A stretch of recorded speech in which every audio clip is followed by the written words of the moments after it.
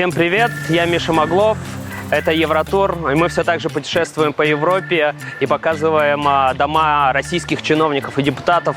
И сегодня мы прибыли в город-курорт Карловы Вары. Да, привет, я Никита, мы действительно находимся в Карловых Варах, хотя для меня большая загадка, зачем сюда приезжает так много людей, особенно русских чиновников, и вообще у города очень большая история прибывающих сюда русских, начиная с Петра Первого.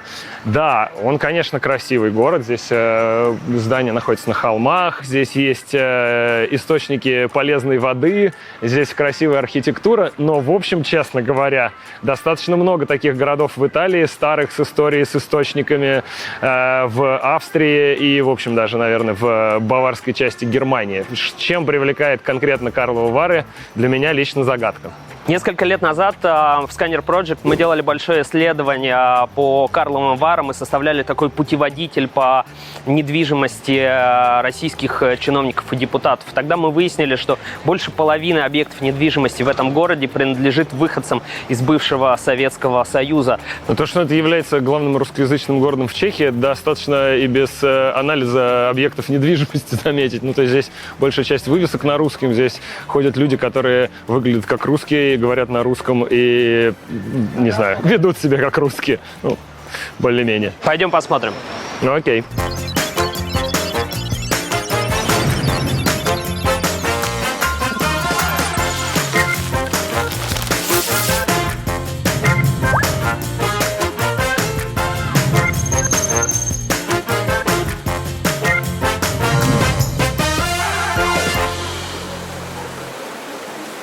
Мы здесь, чтобы понять феномен Карловых Вар. Почему заурядный европейский курорт настолько притягателен для российских чиновников? И начнем мы с персонажей, которых можно назвать историческими. Возможно, именно они задали модный тренд.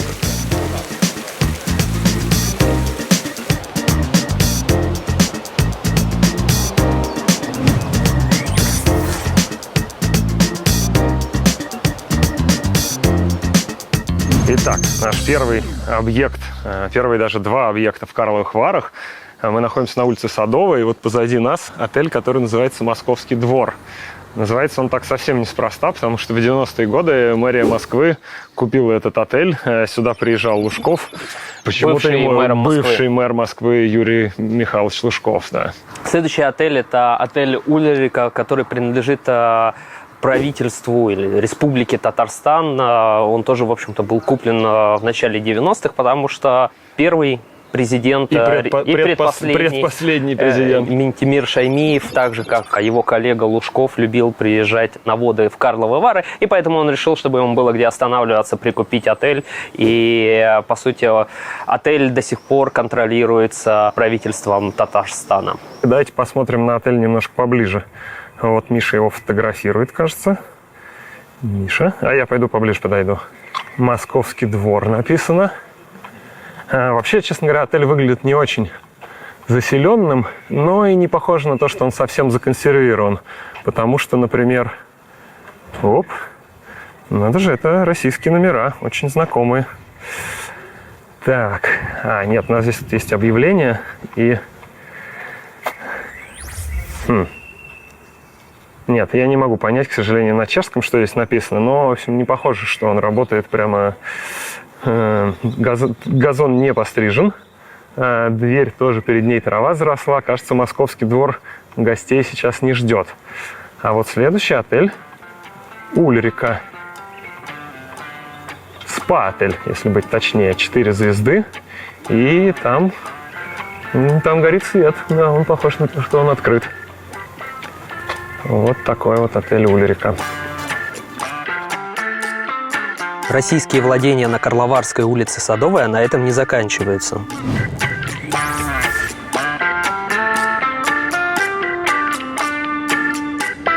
А всего в 4 домах на улице Садовой от отелей правительства Москвы и правительства Татарстана есть еще один отель, который привлекает наше внимание. Это отель «Венус». Отель «Венус» как показало наше расследование, принадлежит родственникам уже бывшего чиновника Александра Постриганя. Александр Постригань 17 лет возглавлял Клинский район Московской области. Но несколько лет назад российские следователи выяснили, что на самом деле он был не очень чиновником, а сколотил из своих родственников организованную преступную группу. В этом году его приговорили к 15 годам лишения свободы за взятки и превышение должностных полномочий. Выяснилось, что его семье принадлежат много объектов недвижимости в самом Клинском районе, школы, котельные, земельные участки, а также несколько объектов недвижимости за рубежом. Уголовное дело об организованной преступной группе расследуется до сих пор, но Генеральная прокуратура хочет взыскать с Постриганя ущерб в размере 10 миллиардов рублей, но не этот отель.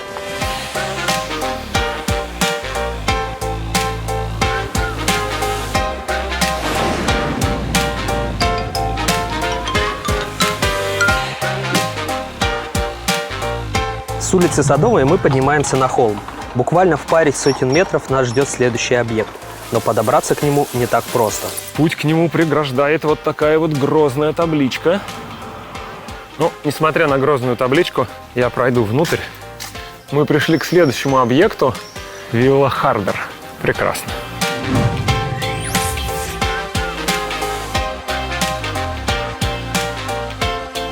Сейчас будет минутка детского утренника и чтения стихов. И, простите, я могу это только с телефона прочитать.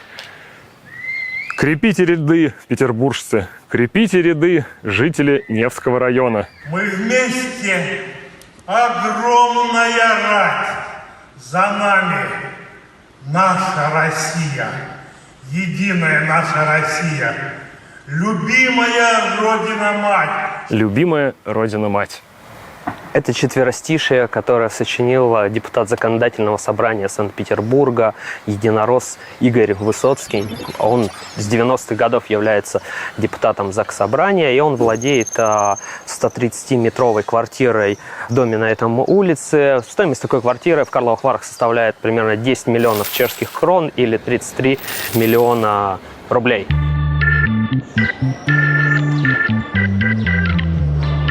Мы покидаем красивый исторический центр Карловых Вар, чтобы показать спальные районы города. На самом деле они совсем недалеко. Город невелик. По российским меркам это райцентр. То есть, как бы, вот это еще как бы башня Чупанишева, но это уж совсем... Не вот это, вот это. Я понимаю. Да.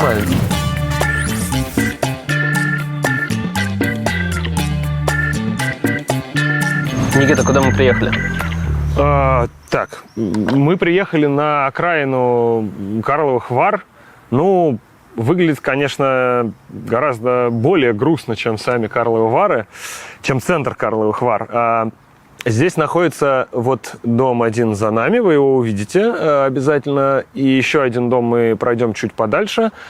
Здесь находятся квартиры родителей министра просвещения Сергея Кравцова. Да, родителей зовут Алла Кравцова и Сергей Браун. Примечательно то, что министр просвещения раньше был тоже Сергеем Брауном, но потом почему-то переименовался. Видимо, не захотелось ему быть Брауном, захотелось ему быть Кравцовым. Не так давно в России приняли новый закон, который называется «Закон о просветительской деятельности», по которому некоммерческие организации, признанные иностранными агентами, на которых повесили этот ярлык, по сути не могут заниматься никаким просвещением на любые темы в России.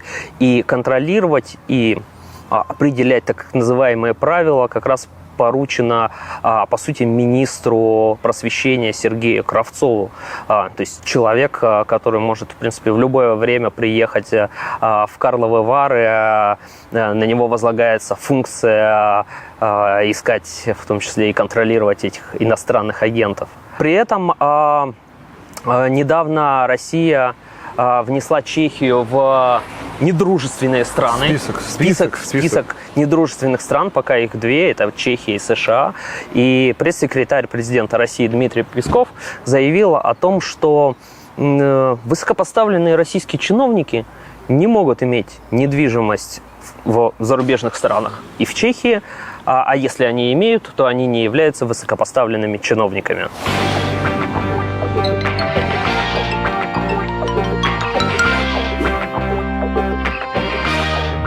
А это уже другой спальный район. Вторая квартира Браунов достаточно далеко от первой. Местность тут тоже выглядит невзрачно. Пятиэтажки чуть лучше, чем хрущевки, и явно новее. Но это все равно жилье эконом-класса. На звонке обе фамилии родителей министра. Видимо, они живут здесь, а предыдущая квартира для каких-то других целей.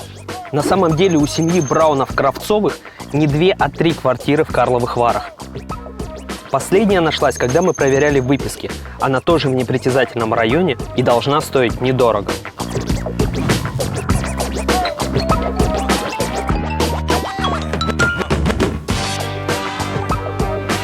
Пока мы поднимались на гору, чтобы запустить дрон, погода испортилась. Кадры Карловых Вар с высоты получились темнее, чем мы планировали. Но все равно можно оценить, насколько близко к друг другу все объекты, которые мы сегодня снимали. Вот улица Садовая, отель «Московский двор» правительства Москвы. Рядом отель «Ульрика» компании, принадлежащей Татарстану. Ниже по той же улице Венус, бывшего главы Клинского района Подмосковья, а теперь обвиняемого в создании ОПГ Александра Постриганя. На холме на частной территории вилла с квартирой петербургского поэта и депутата Игоря Высоцкого. И на дальнем краю кадра дом с квартирой, записанный на родителей министра Сергея Кравцова. Рассказывать про имущество российских чиновников и депутатов в Карловых Варах можно еще очень долго. В этом кадре почти нет неинтересных нам домов. Но вернемся на землю.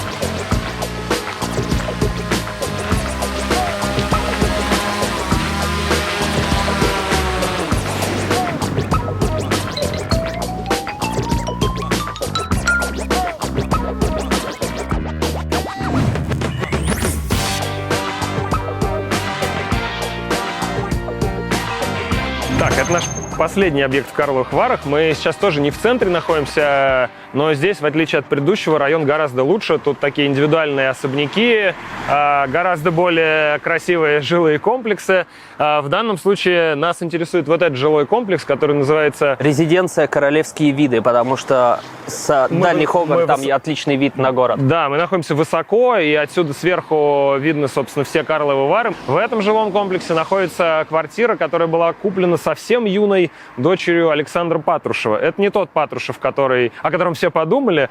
Наш Патрушев, Александр Патрушев, депутат городской думы города Березовский, Свердловской области.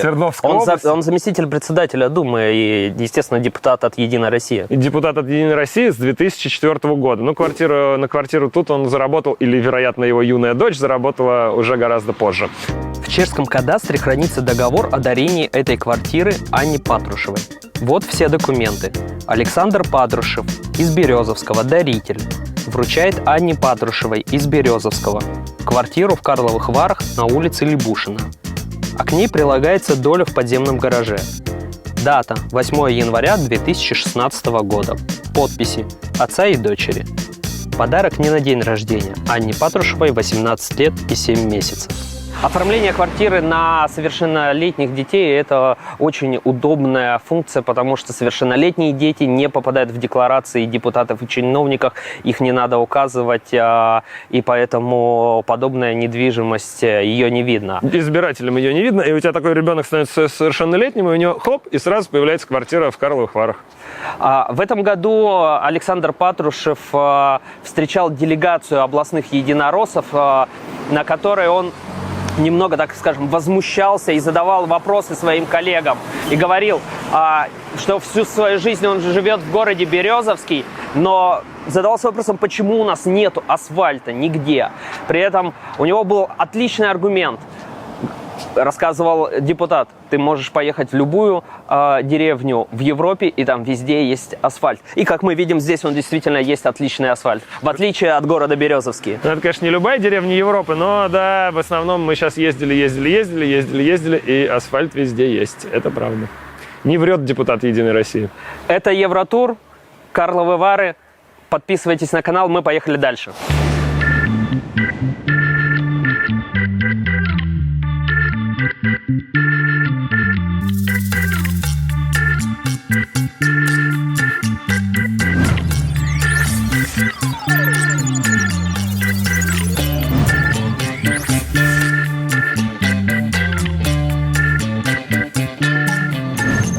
несколько способов поиска коррупционеров. Первый – это когда я отталкиваюсь от какого-то, например, интересного мне персонажа, действительно, который имеет значение, и я целенаправленно ищу информацию о нем, смотрю, кто его ближайшее окружение. Ты как бы составляешь круг и ищешь, на кого разные активы могут быть записаны в каких-то странах. Либо есть второй способ, когда ты работаешь, грубо говоря, по реестру, либо по какой-то территории и, в принципе, зачищаешь, например, компактные места проживания чиновников. Ковровые, буквально ковровые бомбардировки. Миш, дай называть вещи своими именами. Там просто много дураков. Там как бы есть люди, которые, может быть, как чиновники, я допущу, что они